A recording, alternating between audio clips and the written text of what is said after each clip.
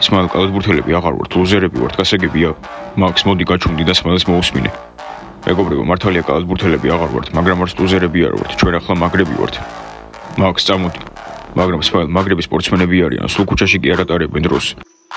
მომისმინე, მაქს, შეგიძლია წახვიდე და თამაში გააგრძელო, მაგრამ ჩვენთან ვერ იქნები. მაქს, ხო ხარ ჩვენთან? ხო, თქვენთან ვარ. გამარჯობა კალათბურთელებო. რა ხდება? რატომ არ გაცვიათ ფორმები?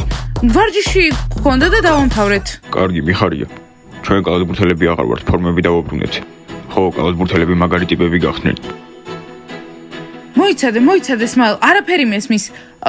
არას გულისხმობთ, კალათბურთელები აღარ ხართ? ამიხსენით. გოგოებო, ვარჯიში დამთავრებულია.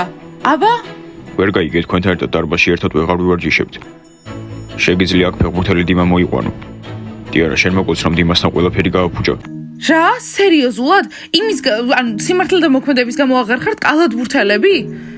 ჯანდაბა, მერი გაოცებული ვარ, ამას ნამდვილად არ ველოდებოდი. მაქს, უნდა დარჩე, მე არ მითამაშია სიმართლე თუ მოქმედება, დიანასნაირი არ ვარ. ხო, ჩვენ დაგელოდებით, სანამ ყველაფერს მოაგვარებთ. მასკოტ, შეგიძლია გამოიცვალო, ვარჯიში დამთავრებულია. მერი, იბრძოლე შენი მაქსისთვის. სმაილ, მომისმინე, უბრალოდ სიმართლე თუ მოქმედება იყო. არ დატოვო კალათბურთი, გთხოვ? ხომ იცი რომ დიმასთვის არაფერს თუ არაფერი ხდება, მაშინ ბიჭებთან სიმართლე და მოქმედებას ნუ ითამაშებ, ახლა წავედით. აბა, კარგად, შეგლიდერებო.